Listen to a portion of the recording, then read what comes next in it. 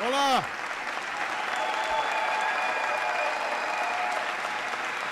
Thank you. Thank you so much. Thank you. Muchas gracias. Please, thank you. Oh, thank you so much. Buenos dias. Buenos Aires. Please have a seat. Well, thank you so much for the warm welcome that you've offered me and Michelle and Malia and Sasha and my mother-in-law and a very important person. And on behalf of the people of the United States, I want to thank you for your friendship and the strong bonds between our two people.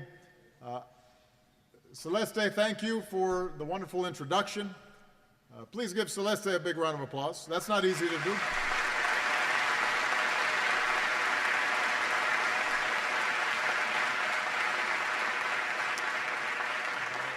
You know, the work that she's doing to prepare more of our young people, and especially our young women, for the jobs of tomorrow is inspiring.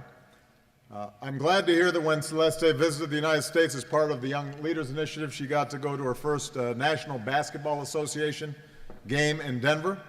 I don't think Ginobili was playing, but I can confirm that he is not only a nice guy, but also one of the best players in the world and a proud Argentinian, so he is a great champion.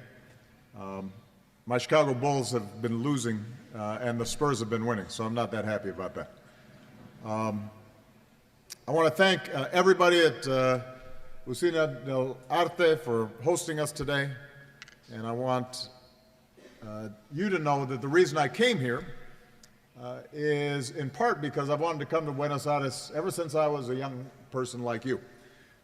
I very much enjoyed Argentinian literature. Authors like Borges and Cortázar, and so I would read them and became fascinated with Buenos Aires.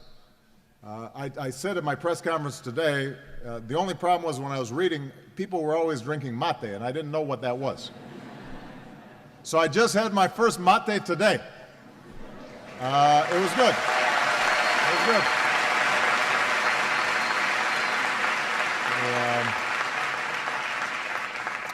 And my team, my staff, thought I was very clear-headed at the press conference, and they said it must be the mate. So I'm going to try to take some back. But I also wanted to bring my daughters here so they could see the beauty and the vibrancy of this city. They've already met one famous Argentinian, His Holiness Pope Francis. Now they want to meet Messi, but I could not arrange that. They will not get a chance to experience the Palermo at night. They'll have to come back on their own to do that, not with their father. And we're looking forward to visiting Bariloche tomorrow. But also, whenever I travel, I always want to spend time with young people. Your generation has grown up in times of breathtaking change. In your lives, you've seen massive global declines in poverty and disease, so there's a lot of good news out there, but you've seen incredible strides for women's rights and LGBT rights. You've mastered technology. The world is connected now in ways that we couldn't imagine even 10, 20 years ago. But you've also seen unthinkable violence from terrorists who try to tear us apart, whether it's at an airport in Brussels, as we just saw, or a Jewish center in Buenos Aires. And all of us, Americans and Argentinians alike, stand up against the scourge of terrorism.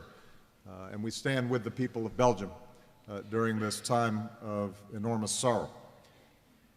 And yet, even though you've come of an age where change is happening so rapidly, your generation, I think, believes deeply that you can change this world for the better. You're more interested in hard work, the hard work of waging peace, than the easy impulse towards conflict. You're more interested in the hard work of building prosperity through entrepreneurship instead of cronyism and corruption. You're more eager for the progress that comes not from holding down people who are not like you, but lifting everybody up so that everybody has an opportunity, regardless of what they look like or how they pray or who they love. And that makes me hopeful. I'm always inspired by young people. So I'm going to be speaking very briefly because I want to mostly hear from you.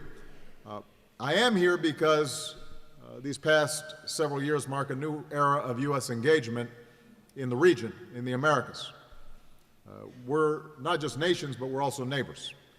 Millions of people in the United States are bound to the Americas through ties of commerce and family.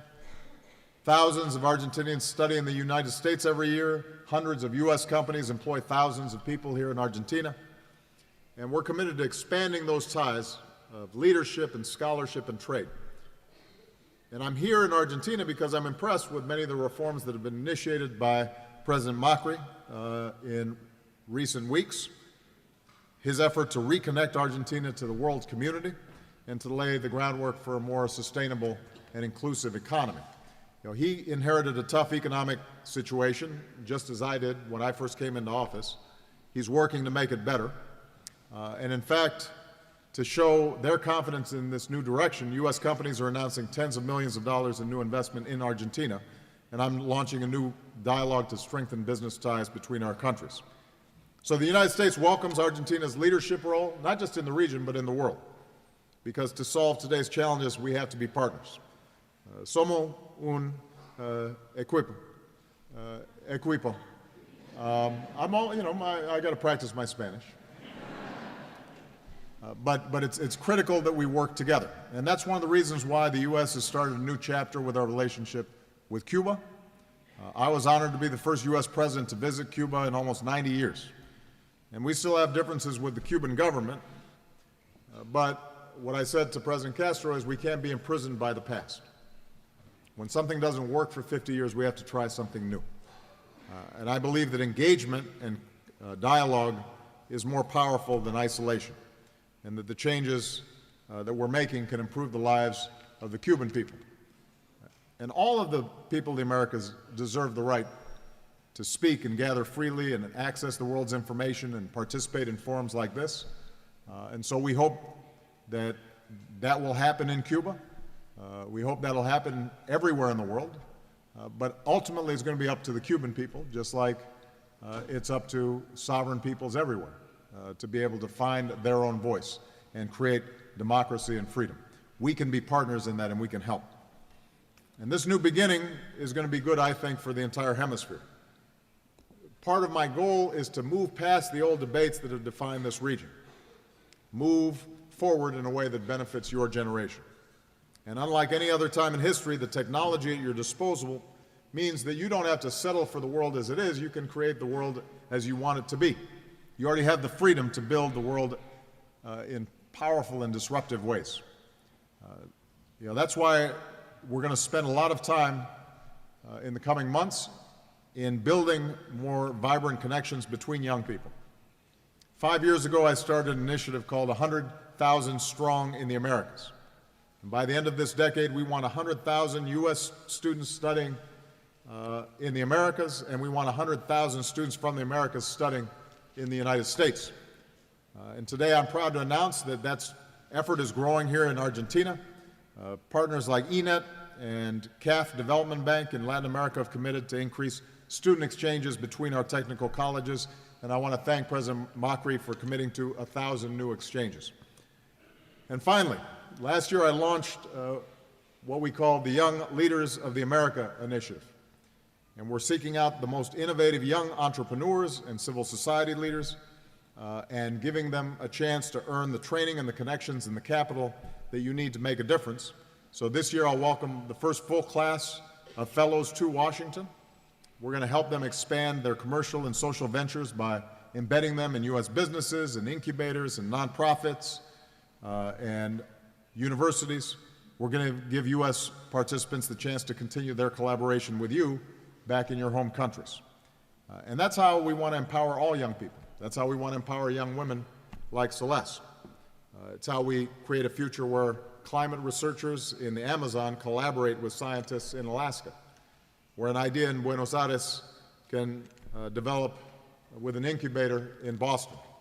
That's how we can make sure that we create a future where any young person can choose a path that opens his or her opportunities beyond their neighborhood into the wider world. It's where a young person can learn skills in the state of West Virginia, the United States, and put them to work right here in Argentina. So Gino Tubero, who's here today, where's Gino? Somewhere. There you go. There we go. All right. Gino.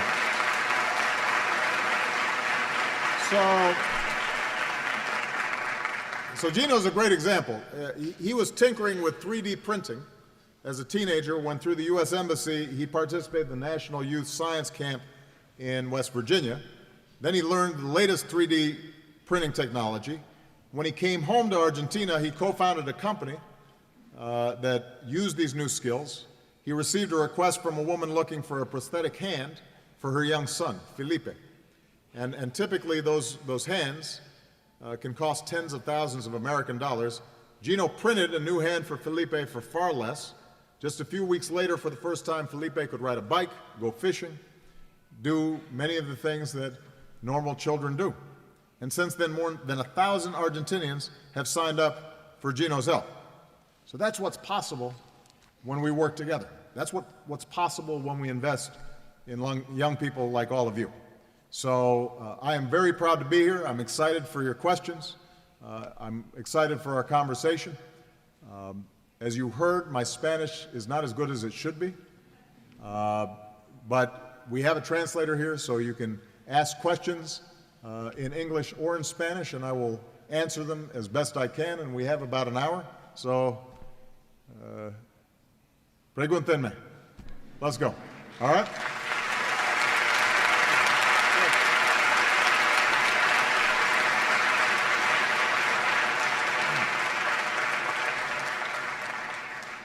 Who wants to go first? This young man right here. Go ahead. Yeah, you. Introduce yourself, please. President, my name is Federico Guerra. I'm a professor at the Universidad del Salvador. President, I wanted to ask you the following question. We live in a world where cultures often clash instead of coexisting peacefully, where some believe their very survival depends on the eradication of others, where intolerance and violence have become a common currency, and people are forced to abandon everything and flee their homes. A drama which I believe will characterize much of this century's history. My question is this: do you think all of the different human cultures will eventually unify or converge on a unique and universal culture? Something like, or perhaps something akin to the United Federation of Planets from the TV series Star Trek. I do not seek a scientific answer, just the honest opinion of a man who, as president of one of the world's leading countries, has been given a privileged point of view on the matter. Thank you. That's an interesting question. Thank you.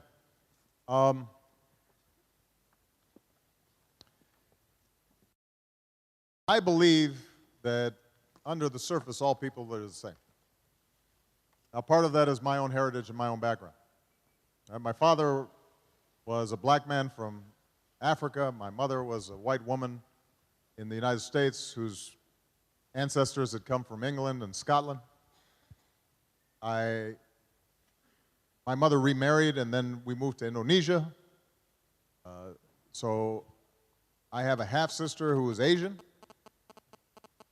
I have nieces who are half Chinese. And so in my own family, I've got the genetic strains of everybody. And it gives me confidence, confidence that's been reinforced as president, that people are all essentially the same. Similar hopes, similar dreams, similar strengths, similar weaknesses. But we're also all bound by history and culture and habits. And so conflicts arise in part because of some weaknesses in human nature. When we feel threatened, then we like to strike out against people who are not like us. When change is happening too quickly, then we try to hang on to those things that we think can give us a solid foundation, and sometimes the organizing principles are around issues like race or religion. when there are times of scarcity, then people can turn on each other. And so I don't underestimate the very real challenges that we continue to face, and I don't think it is inevitable that the world comes together in a common culture and common understanding. But overall, I am hopeful. And the reason I'm hopeful is if you look at the trajectory of history, humanity has slowly improved. Not in a straight line. Sometimes you take 2 steps forward and then you take 1 step back. But if anybody here was asked the question, what moment in human history would you want to be born? And you didn't know ahead of time whether you were going to be born in the United States or in Namibia. You didn't know ahead of time whether you were going to be male or female, born into a wealthy family or a poor family. So all you knew was what moment in history would give you the best chance for the best life? You would choose today. Because the world is wealthier than it's ever been. It is better educated than it's ever been. It is more tolerant of differences than it's ever been. It's more connected than it's ever been. It's healthier than it's ever been. We live longer than we ever have. We have better dental care than we ever have. It used to be if you had a bad tooth, that was bad. You had a problem. Now you go see the dentist most of the time in many countries around the world. It's a small thing, but it's important. Penicillin, books. You know, women are treated with more respect on average today, even though we have a long way to go. People with sexual differences are treated with more respect. And even violence, because today we see terrorism and it's painful and we're shocked and horrified by what happens. And yet, if you look even in the 20th century, you know, much less if you go back to the days of the conquistadors or Genghis Khan or, you know, slavery, but even just in the 20th century, the world is far less violent today on average than it was 25, 50, 100 years ago. So all of that makes me hopeful, but as I said, it's not inevitable. And I think one of the things that's important for bringing about further progress is that we listen to each other and we understand our differences. I don't think it's necessary for us to all speak one language or all have the same foods or all have the same customs. But I do believe that there are some universal principles that are important. I believe that the most important principle is a very simple one that is at the heart of most of the world's great religions, which is treat somebody the same way you'd want to be treated.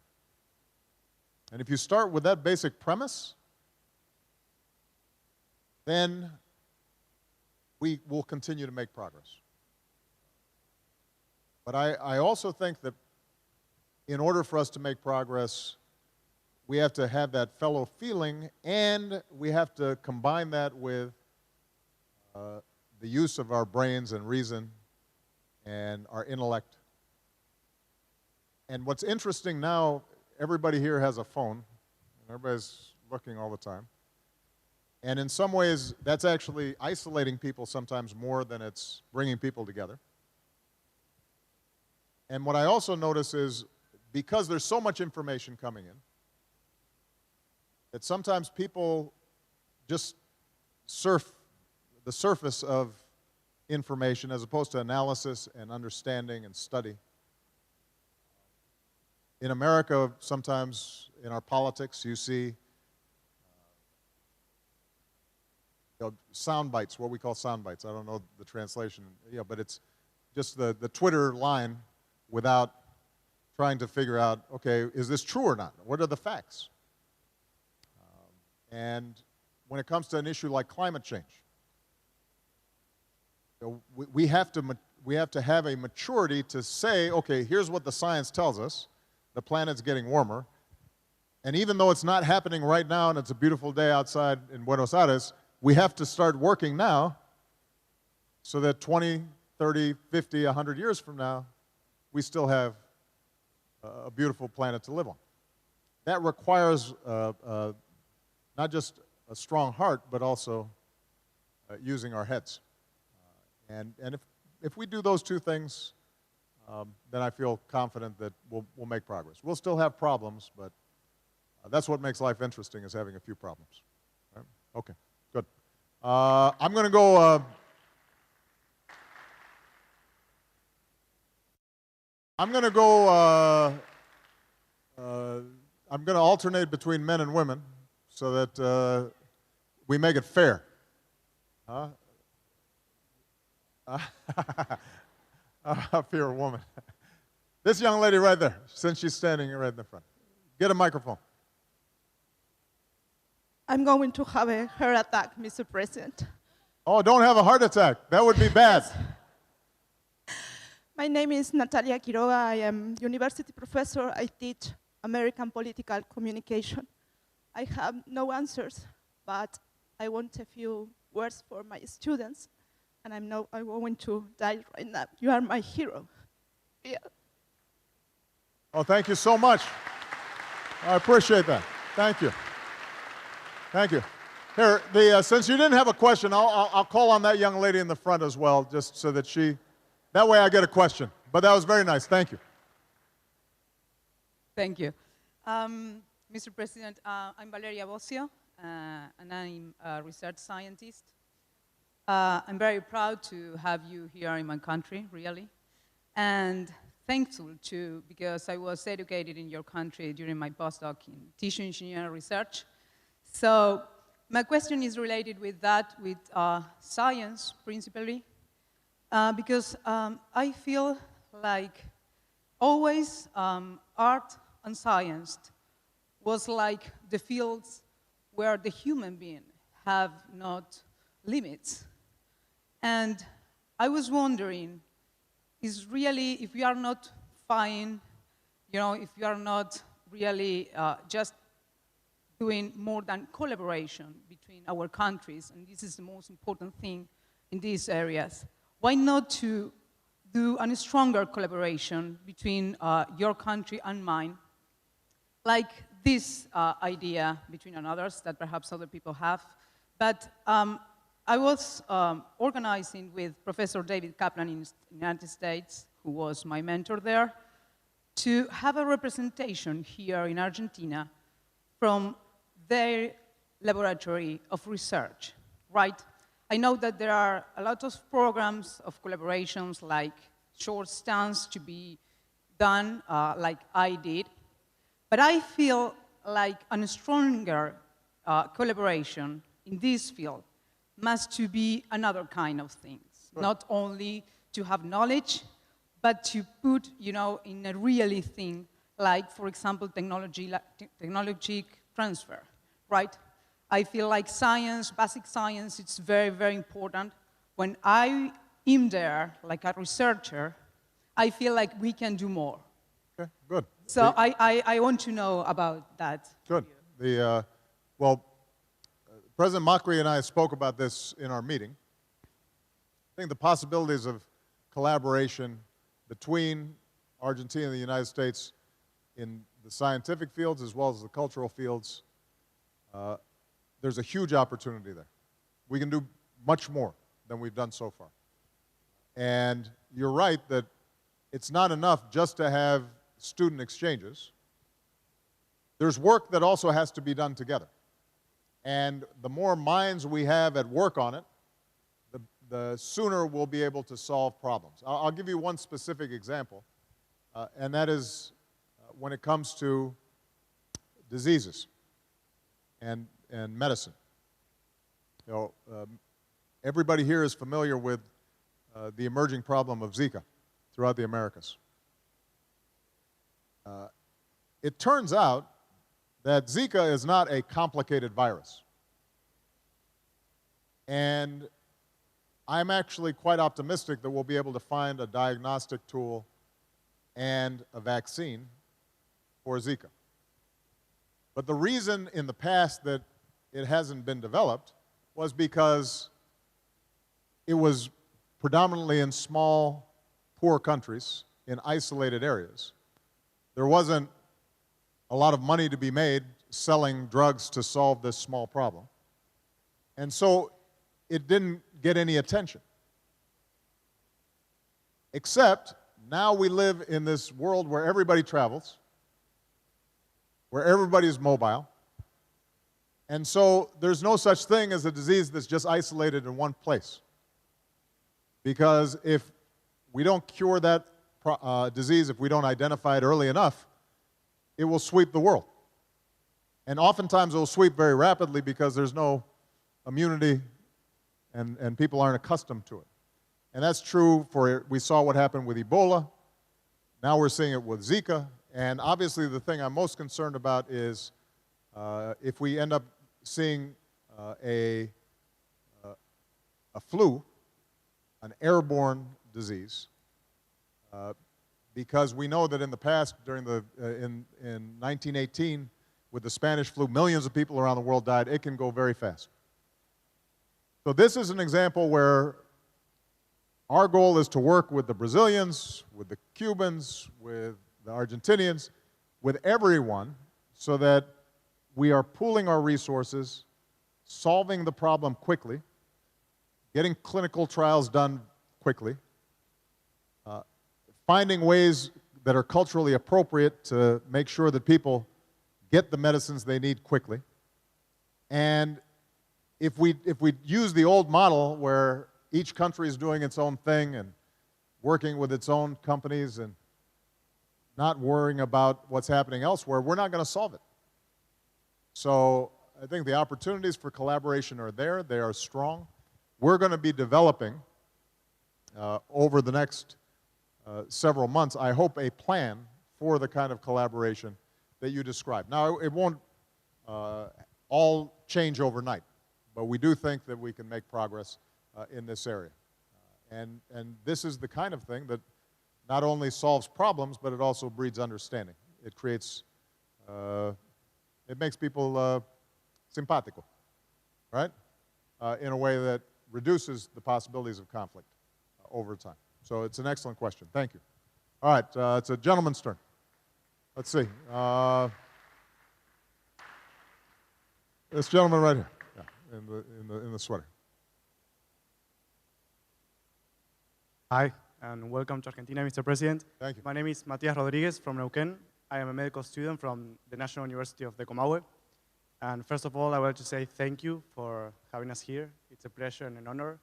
And thank you, and thanks Argentina as a truly proud member of the gay community for fighting for our rights as humans, as we all are. So my question is, given the fact that right now in the world, most of the main causes of death, such as heart disease or chronic lower respiratory disease, diabetes, or even clandestine abortion in Argentina, can be prevented with a proper health education, climate change policies, and of course, medical research. So which ones do you think are, in these 7 years now as President of the United States, your greatest achievements in terms of those issues? Well, well, first of all, I had to start in the United States because we were the only advanced nation on earth that didn't have a universal healthcare program. And so we had millions of people who did not have healthcare.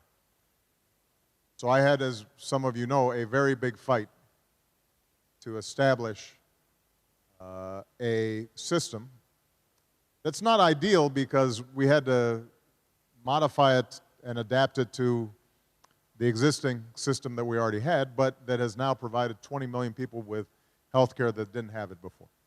So part of the answer is to make sure that people have access to basic care, particularly preventive care. Because so many of the diseases that occur around the world, we can prevent fairly cheaply, and once people are sick, then it's very expensive. So in Africa, if we can get mosquito nets, we know that a lot of diseases and death is caused by mosquito-borne diseases. And we've pushed very hard, and we are now in a position where we could potentially if not completely eliminate, then shrink drastically the incidence of malaria around the world. It's not that complicated. It's just a matter of organizing how we do it. And we know we've done it before because polio, for example, is an area where there's been enormous progress, and there are just a few pockets of polio left in the world. Smallpox, same thing. So we know how to do this. It's a matter of global organization. It's very important. So that's point number one. Point number two, people's incomes have to be increased. Nothing kills you like poverty.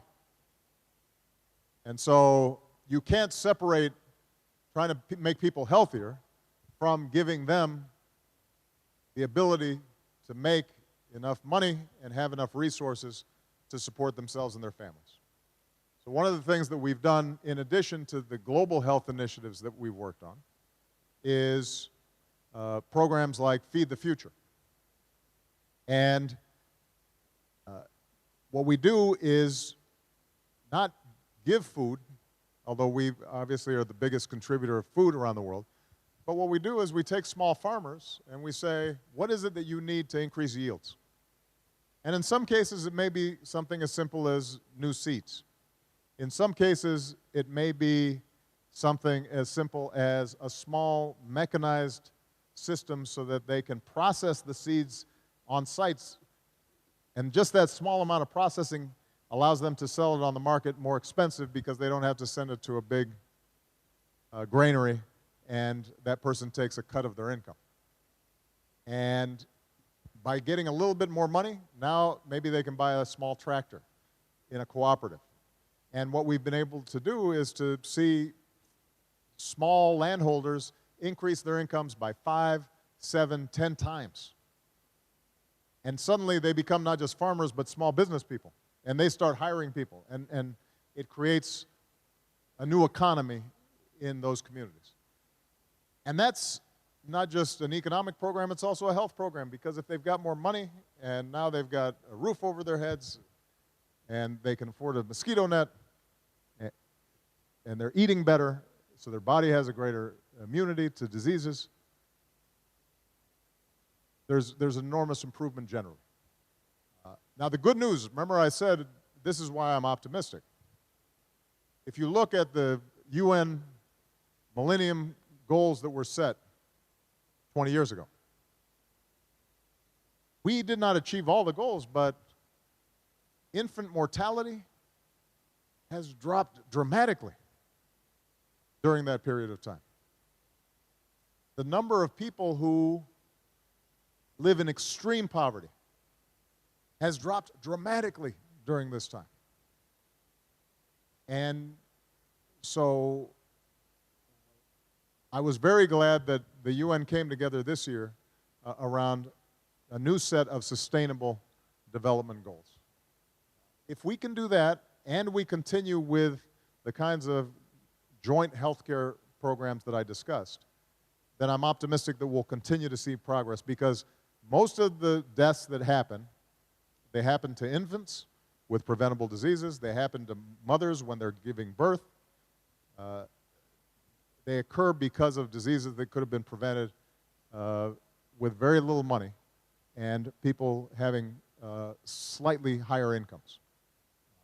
And so it's going to be up to young people like you, though, to continue to find new areas where we can make progress and make improvements. So, good luck. Good. All right. All right, young woman right there. Yeah, right there. Good afternoon. Good afternoon. First of all, I want to thank your country and your administration for investing in women like me and others from around the world that use sport as a way of developing other women through the Global Sport Mentoring Program. Excellent. And then you mentioned two things during your speech before. One was that this is the generation that needs to make a change in the world, and I honestly believe that. And then you also mentioned that we cannot expect to create those changes if we keep on doing the same things over and over for this amount of years.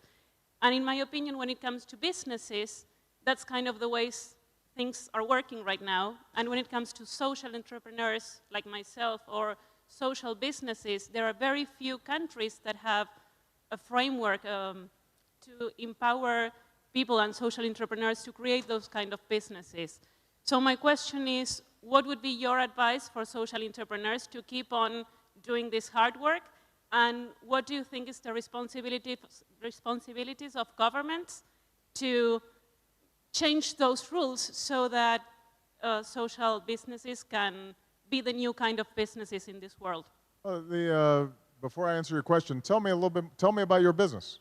What is it? Tell me about the programs that you're doing. Okay, so I run a nonprofit organization in Rosario, and we focus on creating social change by empowering youth living in poverty and by generating civic participation.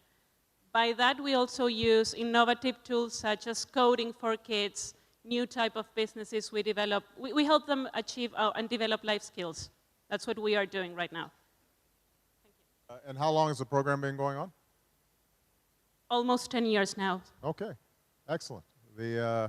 Well, I started in the nonprofit sector, in community work, and so it's something that I care deeply about.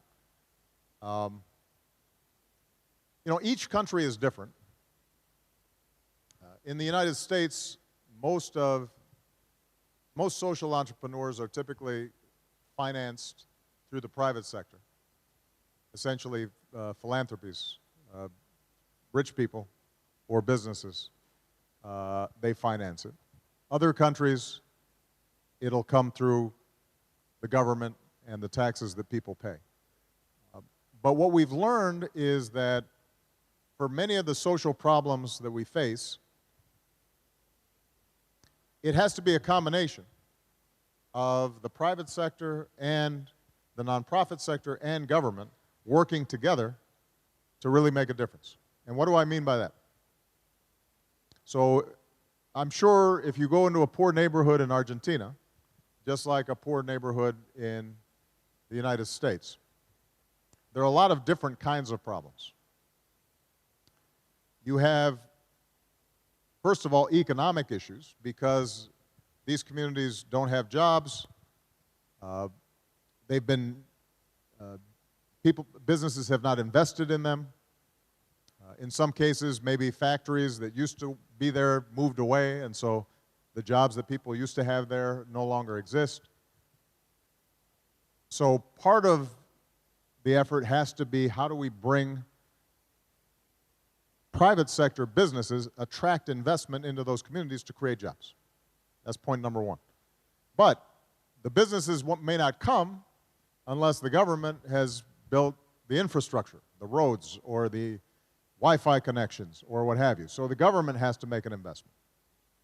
And even if the businesses and the government are prepared to do what they need to do, the human capital, the people, they have to make sure that they're getting the education that they need, the training that they need. In some cases, in the United States at least, if they're very poor communities, you have young people who've been in poor families for generations. So they may not even know what the inside of an office building looks like. They may never have experienced what it means to go to a job at a certain time and structure their day in an organized way. And that's where a nonprofit, a social entrepreneur, can come and say, we'll partner with young people and have a professional or an adult who's working with that person and showing them this is what's possible for you. Opening their eyes to, telling some young girl in a poor neighborhood, you can be a computer scientist, and why don't you come with me, and this is what computers are. They're not that complicated. This is what coding means, and if you can do math, then you can start coding. And suddenly, just by them seeing the possibilities, that inspires their effort. The point is that each of those pieces are important. I don't know enough about how social entrepreneurs and community organizations and nonprofits are financed here in Argentina. To give you a good opinion, I could give you an opinion. Politicians always can give you opinions, but I can't give you a good opinion because I don't have enough information about what changes might be made to give an organization like yours more support. But one of the things that's interesting that's happening in the United States is that you're starting to see organizations that are kind of a blend of for-profit and non-for-profit. So they might have a business component that, let's say, sells handcrafts and artwork that's made by a community for profit, but then the money goes into financing the social programs that help give people these opportunities, right? And how they're treated in terms of taxes and, you know, the corporate organization, that's going to change by country. Each country is going to have a different model. But more and more, I believe that that's going to be the wave of the future if we want to make progress on these problems. I guess to make a broader point, you know, so often in the past, there's been a sharp division between left and right, between capitalist and communist or socialist. And especially in the Americas, that's been a big debate, right? Ah, you know, you're a capitalist Yankee dog, and oh, you know, you're some, you know, crazy communist, you know, that's going to take away everybody's property. And I mean, those are interesting intellectual arguments, but I think for your generation, you should be practical and just choose from what works. You don't have to worry about whether it neatly fits into socialist theory or capitalist theory. You should just decide what works. And I said this to President Castro in Cuba. I said, look, you've made great progress in educating young people. Every child in Cuba gets a basic education. That's a huge improvement from where it was. Medical care.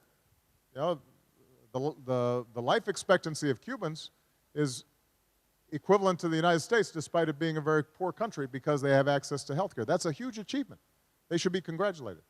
But you drive around Havana and this economy is not working. It looks like it did in the 1950s. And so you have to be practical in asking yourself, how can you achieve the goals of equality and inclusion, but also recognize that, you know, the market system produces a lot of wealth and goods and services and innovation.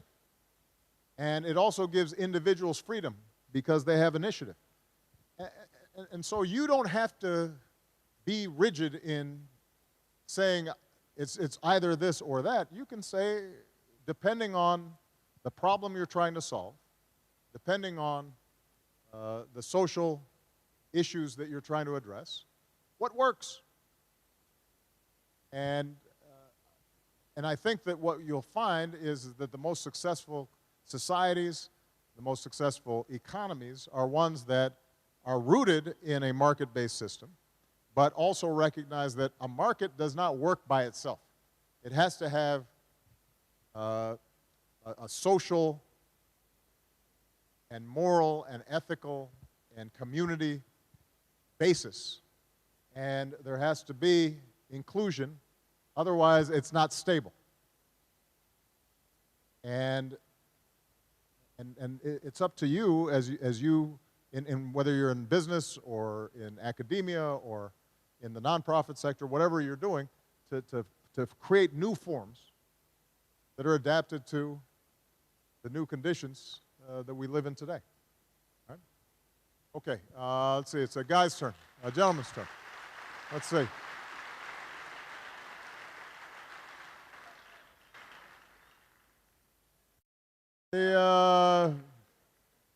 Hold on a second.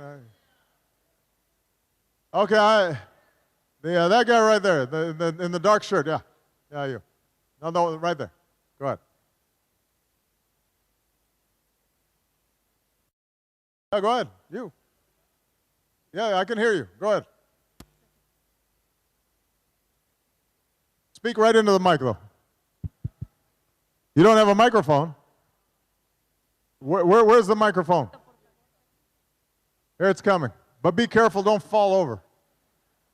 It's a little tight over there. All right. Go ahead and give it to him. Yeah. Hello. Yeah, I can hear you now.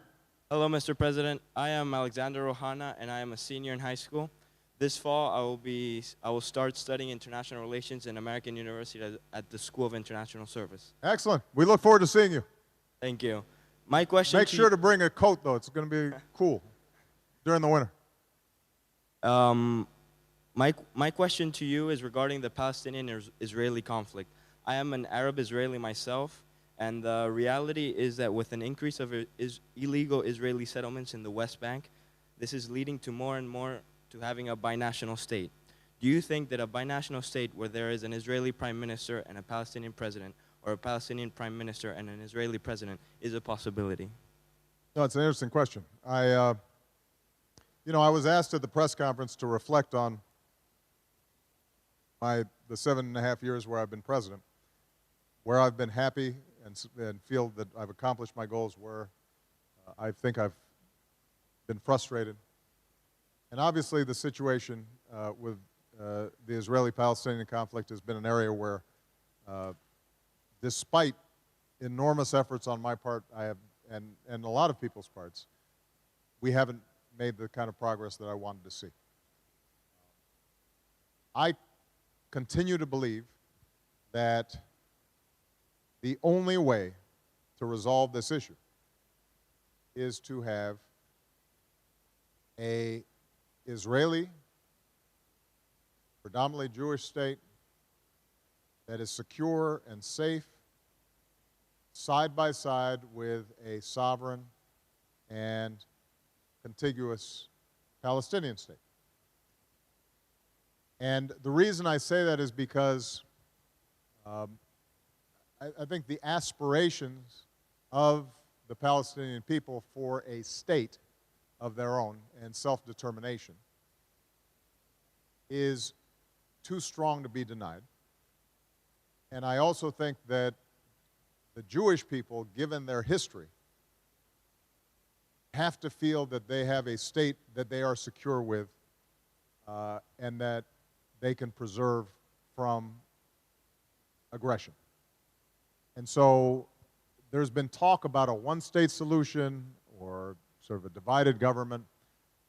It's hard for me to envision that being stable. There's such deep distrust between the two peoples right now. And the neighborhood is in such a mess that I continue to believe that a two-state solution is the best way. Now, over time, that could evolve.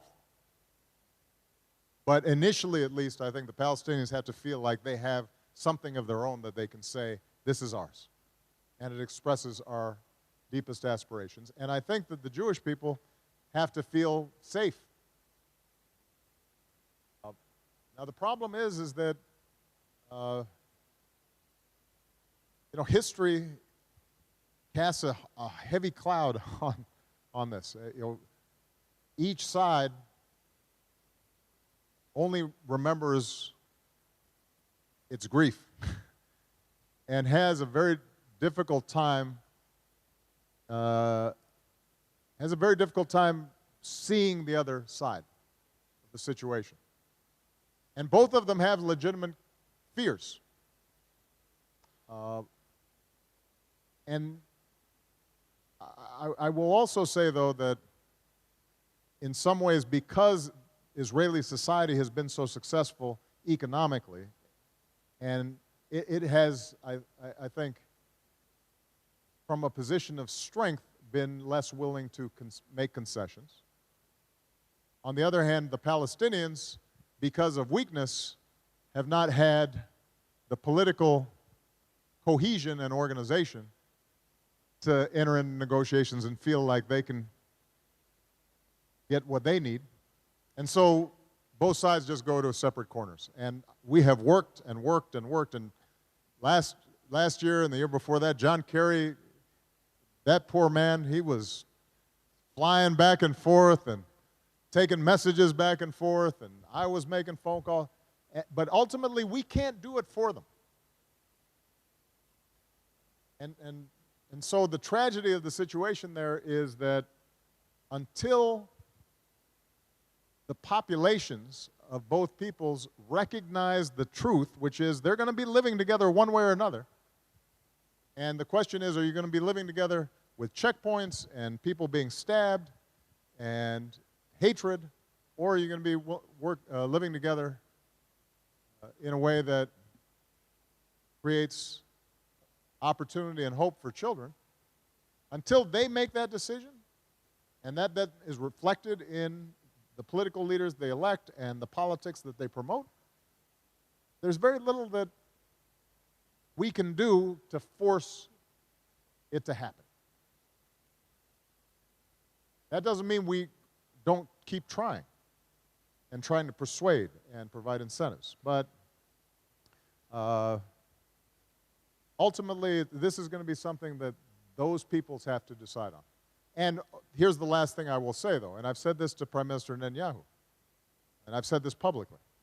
If you look at the demographics of the region and the West Bank and Gaza and the Arab-Israeli population, it's growing much faster than the Jewish population. If you don't find a way to resolve the conflict, then over time, you're going to have to make a choice. Do we preserve this as a Jewish state, but it is now no longer a democracy? Because if it was, then the Jewish people would be a small minority. Or do you preserve its Jewish character, but now it is, or do you preserve the democracy, but now it's no longer a predominantly Jewish state? Right? You're going to have to make a choice. The only way to avoid that choice, if you want to preserve it as a predominantly Jewish state and a democracy, then you have to give the Palestinian people and the Arab people who are living in that community their own state in order to have self-determination. And I hope that that happens, and even once I'm no longer president, I will continue to try to promote that peaceful dialogue. But I will be the first one to confess, this is not something I was able to get done. And I'm not that hopeful that it's going to happen in the next 9 months. It's been 60 years, it's not going to happen in the next 9 months.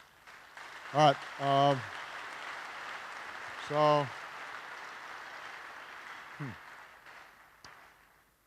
going to go back here in the shadows here. I didn't even see these folks back here. So, yeah, this gentleman in the T-shirt and the sunglasses right here. Yeah. Hold on a second. Wait for the mic. This side hasn't gotten attention? Okay, I'll give you. You'll be next.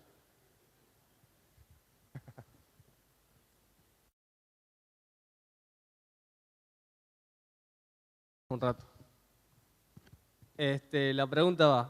Teniendo en cuenta que The question is taking into account that Donald Trump is one of the candidates in the Republican Party. Why do you think that the people is supporting the policies that he supports? And do you think that he will reach the presidency? We'll get a translation I sort of understood, but I want to make sure I completely understand. I don't want to turn out answering the completely wrong question. Where's my translator? No, wait. I'm going to get a translation of the question. I'm here. Go ahead. Yes. I have a question, which is kind of a twofold question. She's translating his question. I'm translating This is my translator. Okay, go ahead. Okay, it's a twofold question. We're a little concerned about what's going on with the Republicans, and we see some very strong support for the Republicans. I'd like to know what you think about that. and what you think about the coming elections. Okay, so the question was about the elections. In the elections in the United States. The Republicans, yes. So, look, the United States, politics in the United States is complicated, just like every other country. You know something about this here in Argentina. Politics is complicated, but that's part of the problem with it and the benefit of a democracy, which is it's loud and it's noisy and complicated.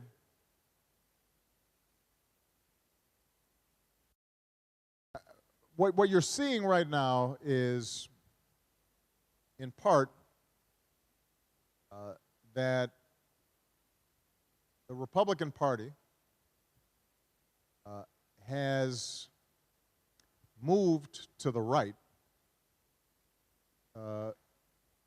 very strongly during the course of my presidency. Now, there are a lot of reasons for that, but that's just a fact. And I think that the Republican Party, because of their efforts to oppose me, found themselves taking positions that were further and further away from the mainstream.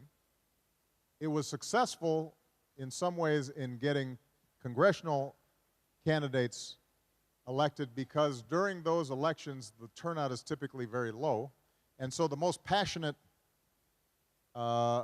people vote.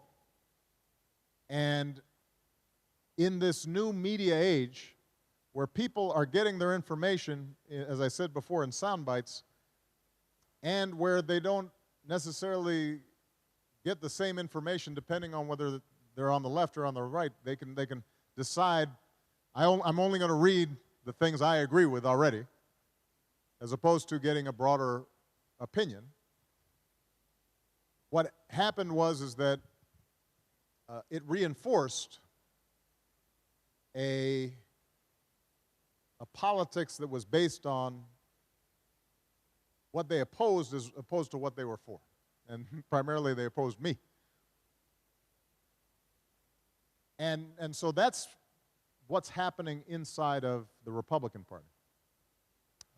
Within the Democratic Party, which I think is not going through as big of a change, I do think that Mr. Sanders and Secretary Clinton are responding to a continued concern, which is the economy has recovered. It is much better than it was when I came into office, but the crisis that we went through in 2008, 2009 has left a lot of people feeling more insecure. And so even though their lives are better now, they're worried, how's it going to be in the future? And they see some of the global trends that you probably see here in Argentina, which is globalization is disruptive. And the days are over where you get a job and you stay in it for 30 years or 40 years and then you retire and you have a pension and it's all simple. Now, you might have a job for 5 years and then the company closes and you've got to retrain and you've got to go to another job and you're trying to figure out how to save to pay for your child's education while you're also trying to save for retirement. And so you're starting to see, I think, a more vocal discussion of changing some of the economic arrangements and institutional arrangements in the United States. And in that sense, this is the same debate that's taking place everywhere in the advanced economies. Right? What you're seeing is more and more growth is going to just a few, and the poor may have improved a little bit, but the middle class starts to feel more insecure, and that creates a willingness to question some of the existing institutional arrangements. So both on the left and the right, there's some disruptions, and people are asking more serious questions about the economy.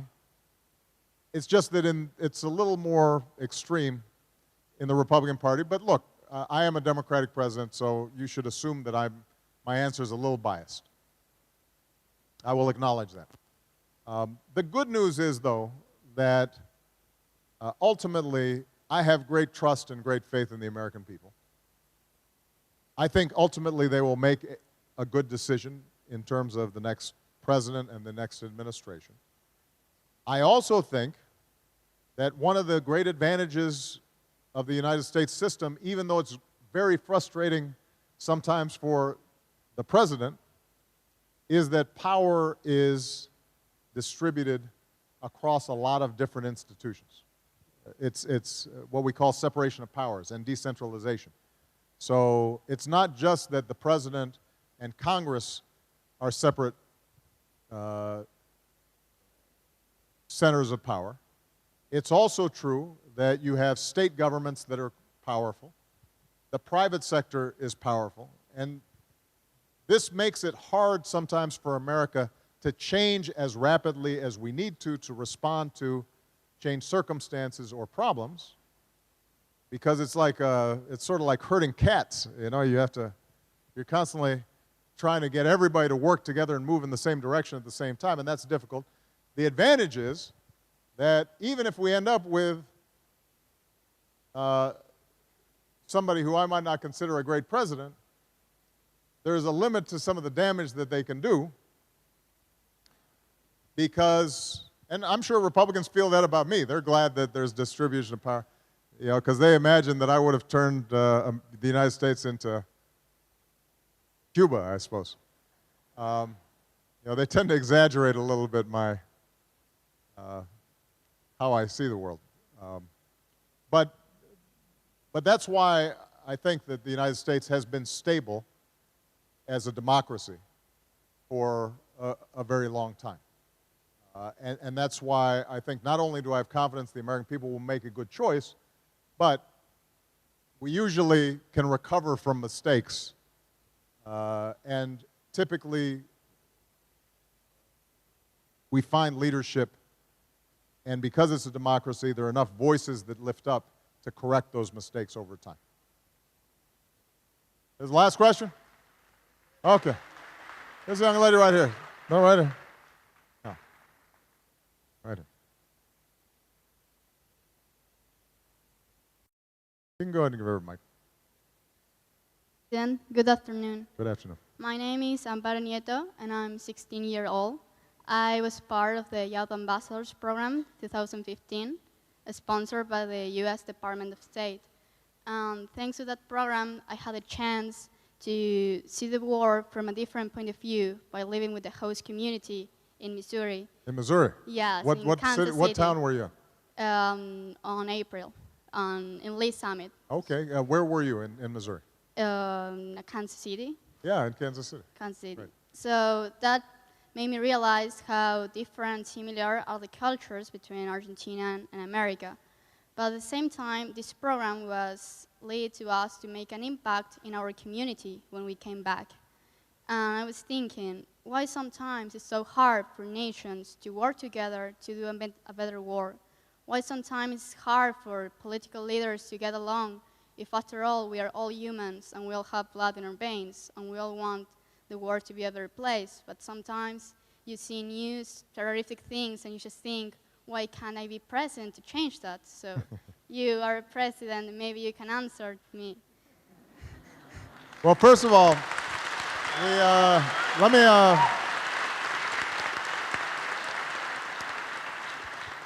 I'm just curious, what was the thing that you thought was most different about the United States? What was the thing that surprised you, or you said, well, I did not expect this? Or I'm really sorry, the answer is not going to be a serious one, but toilets. Were they better or worse? They were better, but they were automatic, so it's like kind of scary to get Oh, to that's a good point. If you don't know what's happening, exactly. you jump up. Exactly. Well, not everybody has automatic toilets, so this must have been a very nice... serious, I think it's the way, like, as students, I had the opportunity to have some classes at the high school. Yeah. It was a public high school. And how students see the world from a different perspective. Some of us didn't know what Argentina was, where it was. We asked if we had Coca-Cola, if we had iPhones, if we had phones. And some others knew so much about Latin America. So it's like the U.S. is a big diversity country, and it was so awesome. Interesting, It's different yeah. from here. That's interesting. Well, you know, every country has strengths and weaknesses.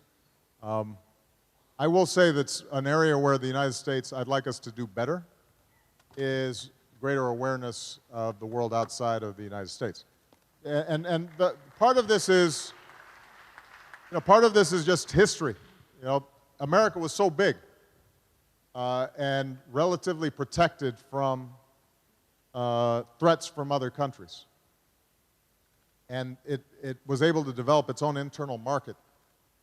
And so for a long time, in some ways, America didn't feel as if it needed to know what was really going on outside. It's part of the reason why we don't do as well on foreign languages compared to a lot of other countries with the kind of educational levels. And this is something that I've said to the American people and through our education department. We have to change how we approach the world because the world has shrunk. And if we want to train young Americans to be able to compete, they have to know where Argentina is. They have to know how to speak Spanish or Chinese or Mandarin or understand the cultural and the customs of other peoples. Every young person does in order to live in this now global community. The reason that presidents can't just solve things right away is because every leader in every country is gathering and expressing a very particular set of interests and history and institutional arrangements. And those interests oftentimes constrain what a leader can do, even if he or she wants to do it. So I was just mentioning the Israeli-Palestinian conflict.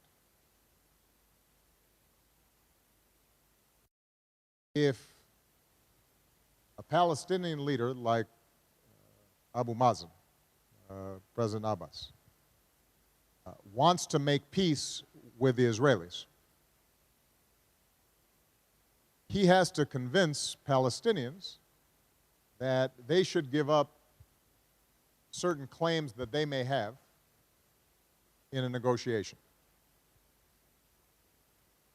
But if he makes that commitment, then there may be a younger Palestinian politician who sees that as a weakness, and it will turn around and say, look, Abbas is selling us out.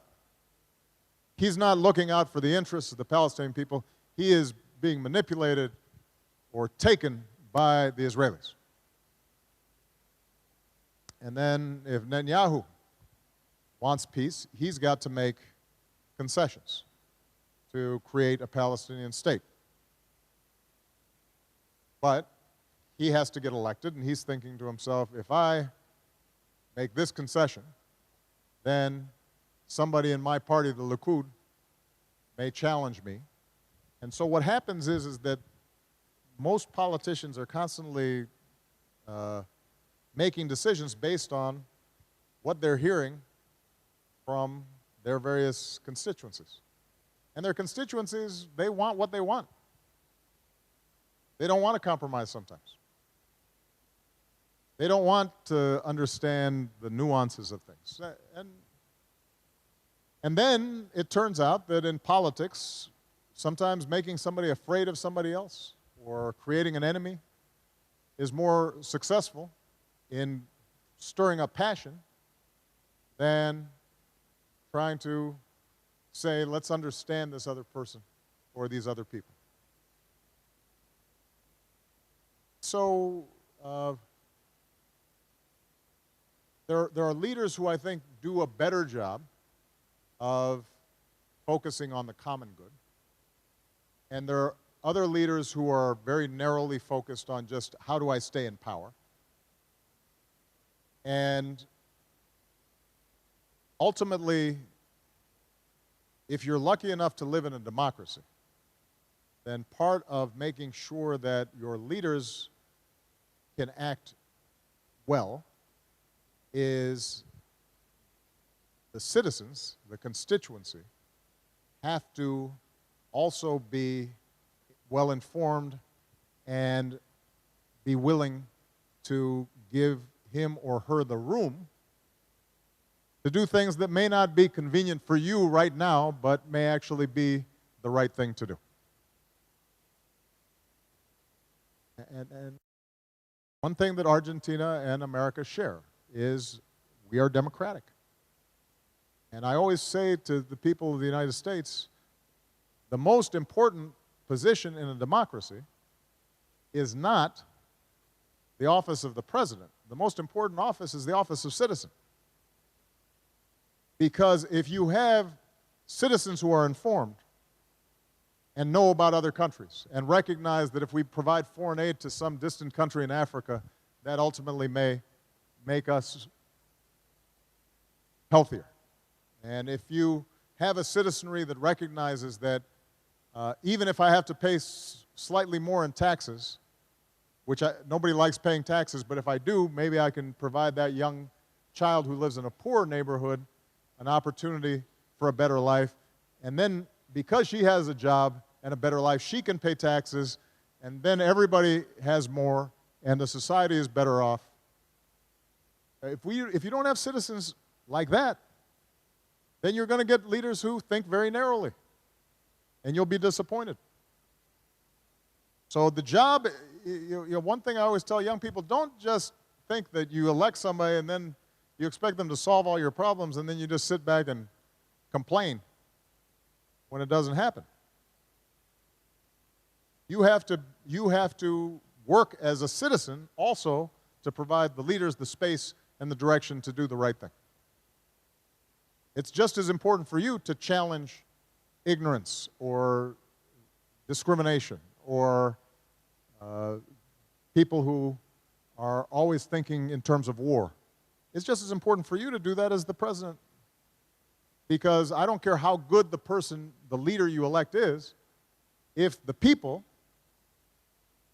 want something different, in a democracy at least, that's what's going to happen. Now, the good news is I think all of you are up to the task, up to the job of being good citizens. And I look forward to the citizens of the United States and the citizens of Argentina continuing to create a better world together. So thank you very much, everybody.